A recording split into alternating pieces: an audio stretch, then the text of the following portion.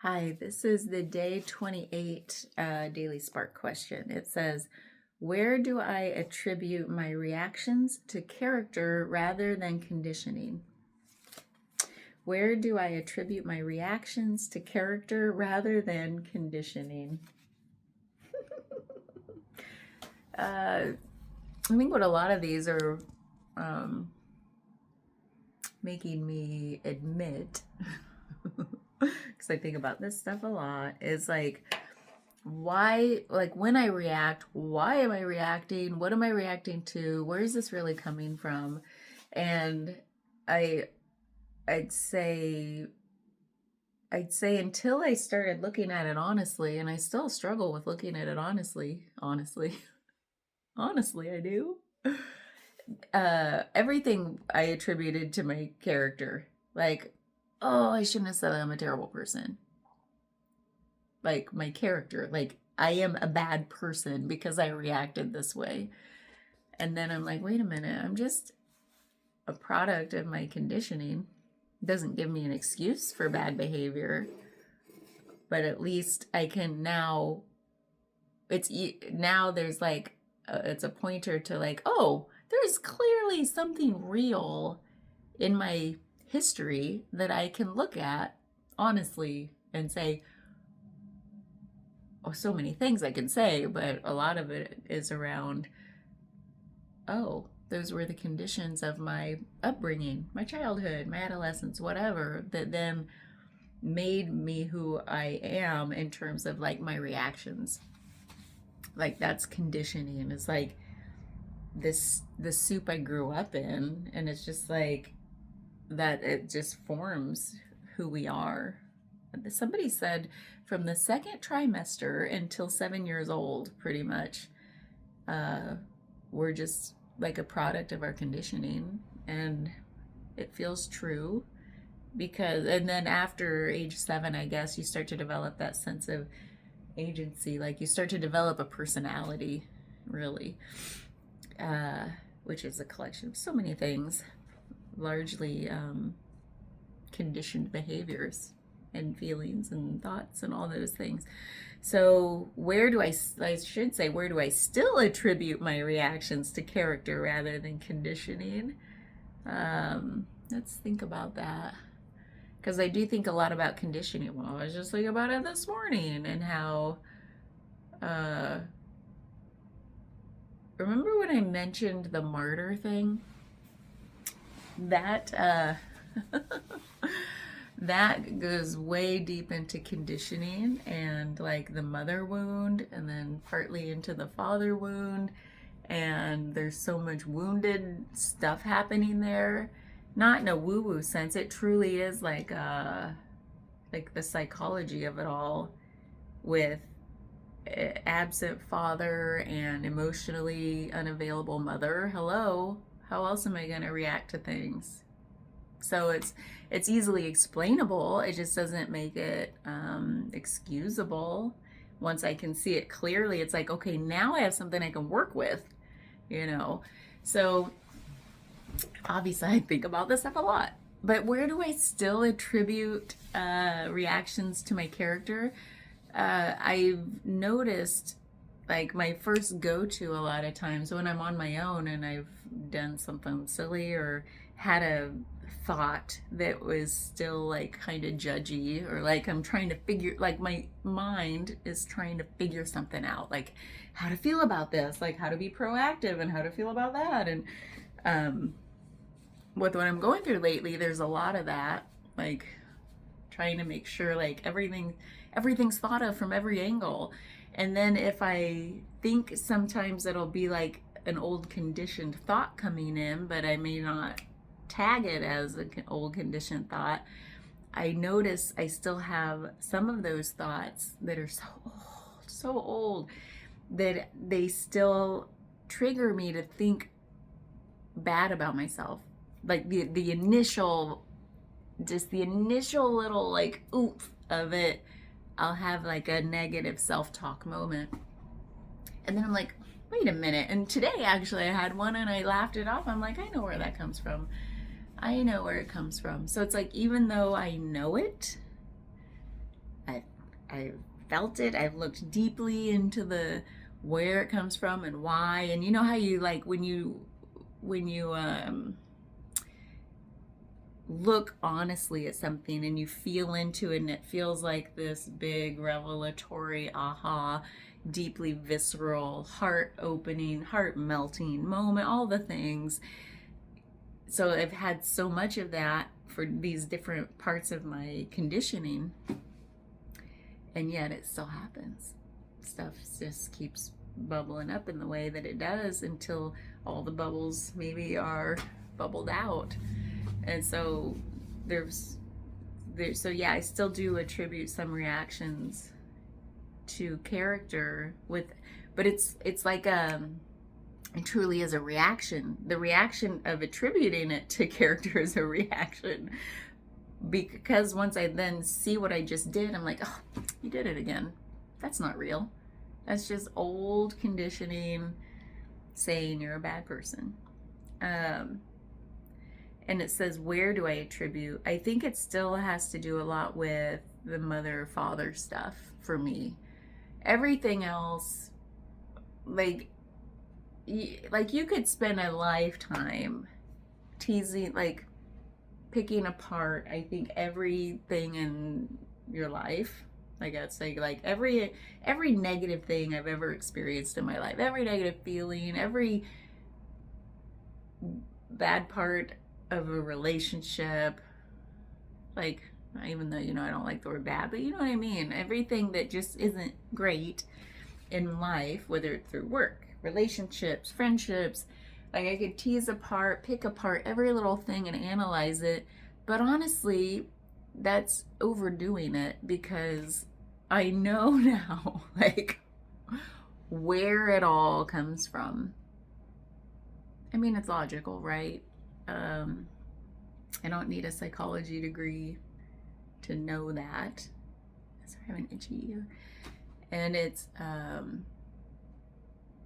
what's funny is now, you've probably experienced this too. When you go back to one of those core wounds, hold on, this is getting cold.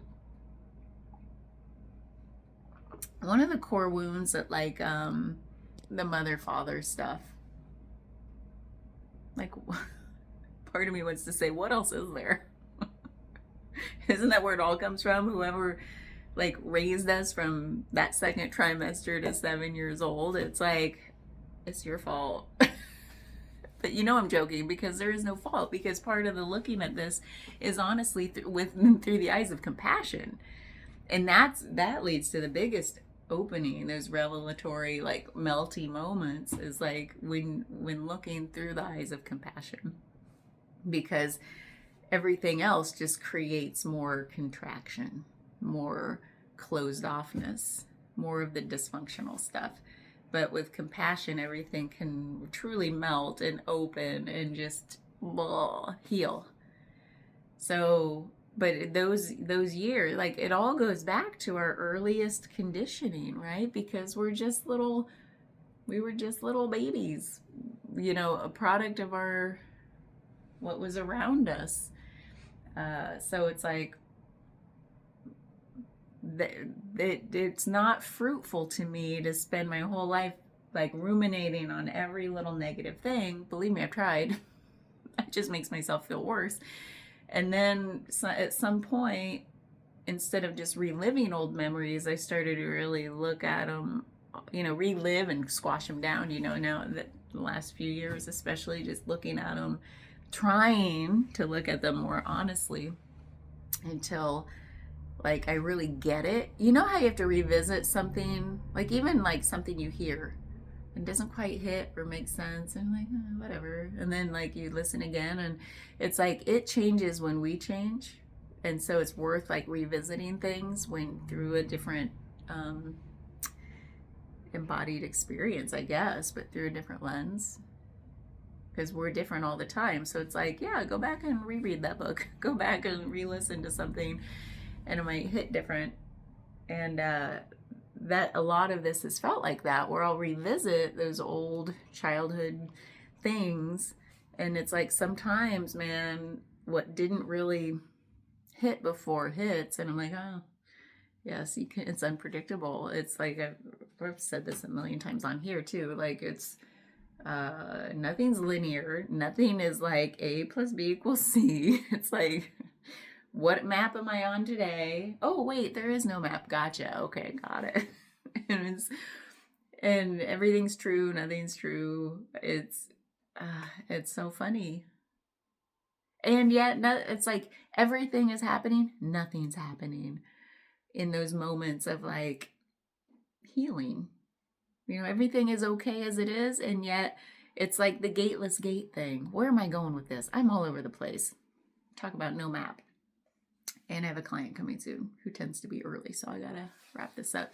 But it's like I feel like everything is a gateless gate. Like once you have to pass through something to like gain the wisdom, gain the healing, gain the clarity, gain all the riches, all the rewards, whatever you're supposed to gain to like level up, grow, whatever you want to call it, awaken, just heal, you know. And then you look back and you're like, oh, I thought I went through a gate. I don't really see anything back there. Did anything even really happen? Something feels different. I feel different somehow, but the same. Yeah, everything's a gateless gate.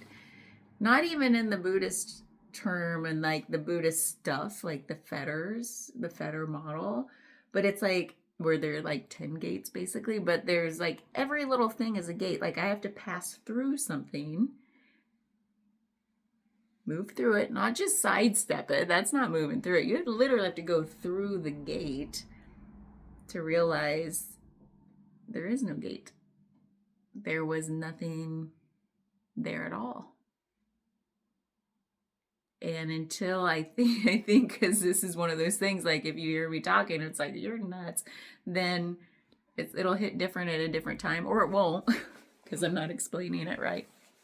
But it's like, I've thought about that a lot, where like every little thing, it's like the raft analogy. You use something to cross a river. So you need this raft to cross the river. Well, you don't just keep carrying the raft with you across land. It's no longer a useful tool. You can look for, a bicycle. I'll put down the raft and then I'll pick up that bicycle and now I'll be able to move through this land a little smoother. So it's like everything becomes like a useful tool. Until you move through the thing, you build the project with your tool, whatever. Cross the river, cross the land, and then you put that down, and then you're ready for the next thing, and you pick up the next tool.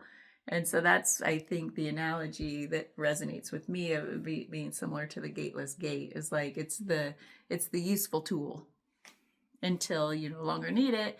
And then it was like, I sometimes look at it like, wait, how do I get across that river? Oh well, and then you move on to the next thing. So that's a bunch of nonsense that is not, I don't know if it's so related to this, except the whole conditioning thing, the way I've been, I guess it's all tied together in my brain with conditioning, because it's like once I unravel or dissolve the reactions to my old conditioning, it's almost like, wait, did that conditioning even exist? Because now it feels like it rippled forward through time and healed all of those negative, like I said, the things that aren't useful, like fruitful to like ruminate on and pick apart, all the negative follow-on happenings that were based on that initial like conditioning. That's what I feel like dissolves, and you're like, wait, did that even happen? Because now I feel different, like by dissolving all of that old conditioning, like healing it really, so that, wait, did all that bad stuff even happen? If it did, which it did, like obviously you went through stuff, then it's like, now all I see is compassion. I understand why it happened. If I need, like I said, if I need to say my sorries, I'll go say my sorries if it affected other people really badly. And it's like, it's all through compassion now that, oh, I know why that happened. It doesn't mean I'm a bad character. It just means I was a product of my conditioning, and it played out in very like ill behaved patterns, you know. So again, doesn't give it excuse. I would say if I'm denying it, if I'm bypassing it, then I'm like making excuses. But it's like, if as long as I keep going back to look at that old conditioning and say, really try to, again, it's like, what am I even doing when I say try? When I look at old conditioning, what I've been doing is like really kind of through the eyes of compassion, with as much love, like for my mom and dad, in my case, might be other people in your case, say like, oh my God, they were in their early 20s, just like trying to figure shit out like any of us. And then like one thing led to another, one to another in their lives, and like they were just living life.